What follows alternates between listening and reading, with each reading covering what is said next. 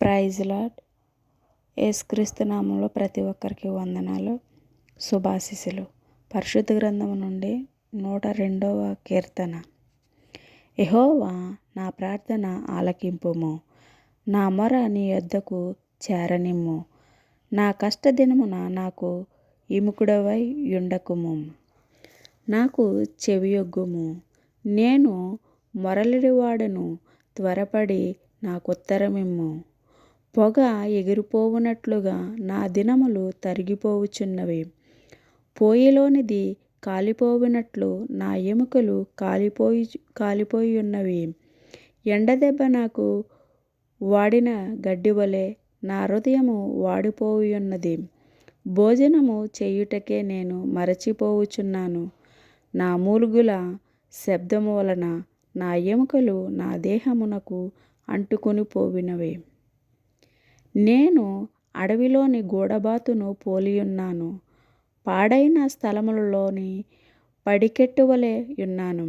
రాత్రి మెలకువగా నుండి ఇంటి మీద ఒంటరిగానున్న పిచ్చుకవలె యున్నాను. దినమెల్లా నా శత్రువులు నన్ను నిందించుచున్నారు.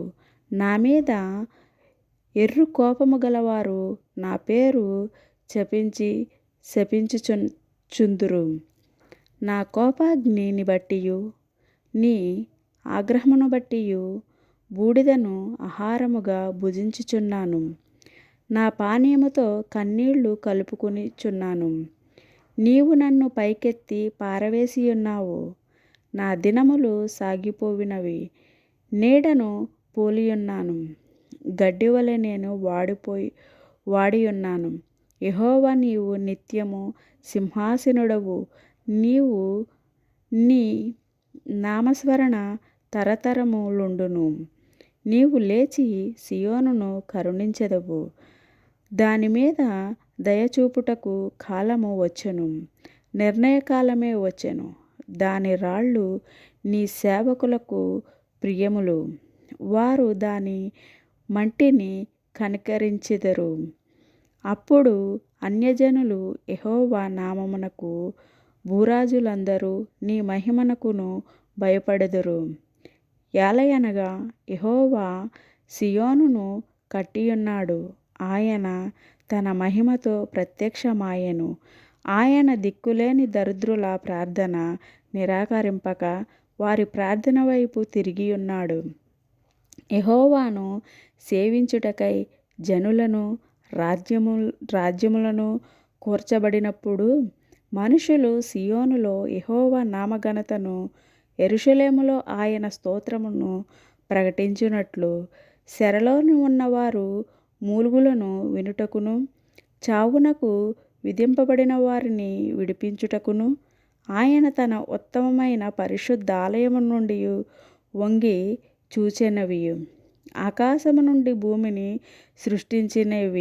సృష్టించెననియు వచ్చి తరము తెలుసుకొనున్నట్లుగా ఇది రాయబడి వలెను. సృజింపబడబోవు జనము యెహోవాను స్తుతించెను.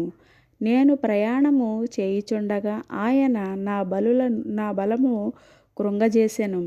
నా దినములు కొద్దిపరచెను. నేనిలాగా మనవి చేసితిని, నా దేవా, నా దినముల మధ్యన నన్ను కొనిపోకుము. నీ సంవత్సరములు తరతరములుండును. ఆదియందు నీవు భూమికి పునాది వేసితివి. ఆకాశము కూడా నీ చేతి పనివలె అవి నశించును గాని నీవు నిలిచియుందువు. అవన్నీయు వస్త్రము వలె పాతగిల్లును. ఒకడు అంగవస్త్రమును తీసివేసినట్లు నీవు వాటిని తీసివేయుదువు, అవి మార్చబడును. నీవు ఏకరీతిగా నుండువాడవు. నీ సంవత్సరములకు అంతము లేదు. నీ సేవకుల కుమారులు నిలిచియుందురు.